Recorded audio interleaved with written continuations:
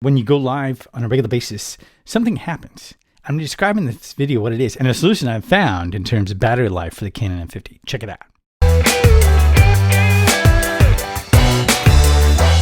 One of the things is getting on camera with the Canon M50 is you get a little trepidation. I know in terms of doing the camera, it's always one of those things where you either go and do a bunch of takes and you've got the script all laid out and it's perfect and everything. You've got all the great wording and you go along and do the script. And I even went so far as to build a DIY teleprompter. Had a couple of picture frames and then I was using an app on my tablet.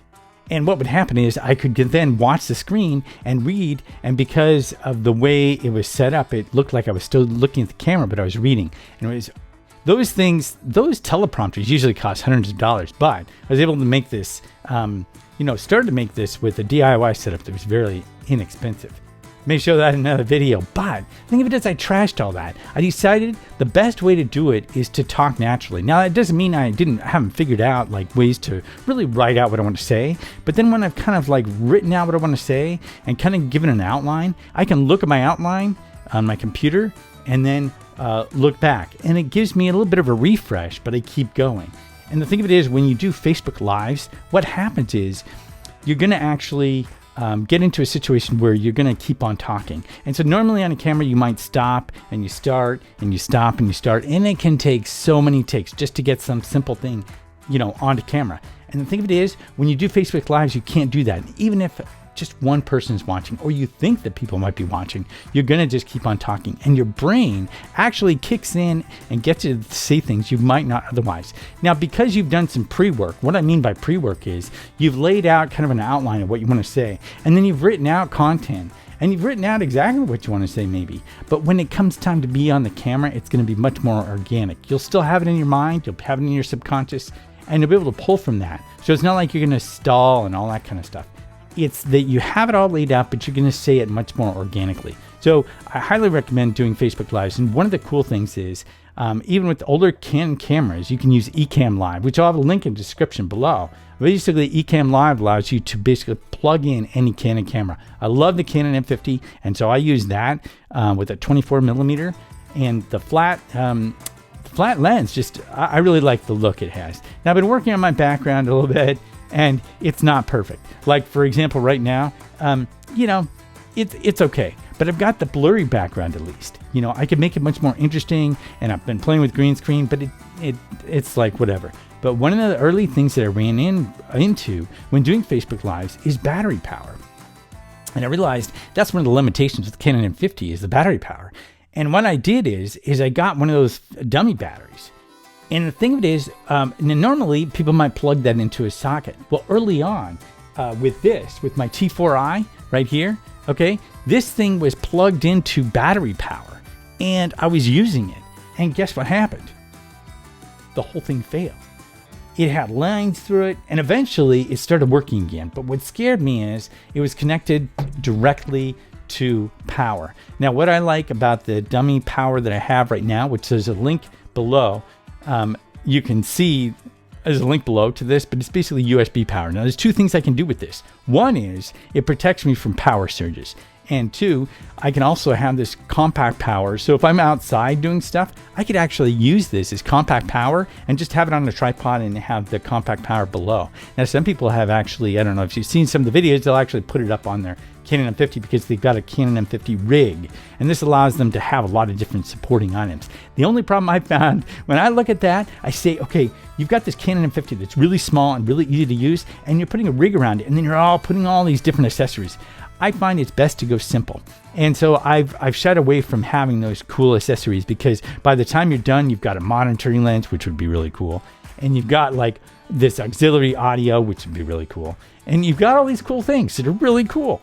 But in the end, it's like you're setting it up, and I find it easier just to kind of go like I am now. Now, I'm going to be trying to do a lot more stuff outside, outdoors. The weather's getting much nicer. Still, I'm in a northern part of the country, and it's still kind of spring, but once summer rolls around, I'm going to really try to get out there and do some stuff. But I'm really going to try to combine footage from my Canon M50 with something like this, which is a Yi Light. And, it's a knockoff. of the popular items. But it allows me to have some sport activities, and I'm going to be practicing some different audio things. So stay tuned, because I've got some audio tricks I'm going to try, and I think it's going to work out pretty well. I'm going to be using my iPhone for the audio and my Canon M50 or something like this as video. I'll still be able to capture the audio pretty effectively. So I'm going to be working on that, doing some tests, and in a future video I'll be sharing that. So be sure to subscribe, and down below you'll see the dummy battery you can get for the Canon M50. Works wonders, and a link to Ecamm Live. Both of those, doing that on a regular basis. I'm using Ecamm Live right now because I can see myself pretty well on the screen. And although I can see myself within the camera part, it's a bit more so with this. Now, what's cool is you can do scenes with Ecamm Live, meaning I could basically set up all my different scenes. Like if I know I'm going to show like a quick video clip, I can set up that scene and then click to it, and then it'll go back to me again. So it's that instant transition that cuts down on editing time, which is really cool. Ecamm Live is a lot of fun, and even if you would just use it for a month or so, pretty much inexpensive. But it allows you to record to just your computer, and it also is set up with Restream. So you could be going live to YouTube and to Facebook at the same time, and a bunch of other places all at the same time.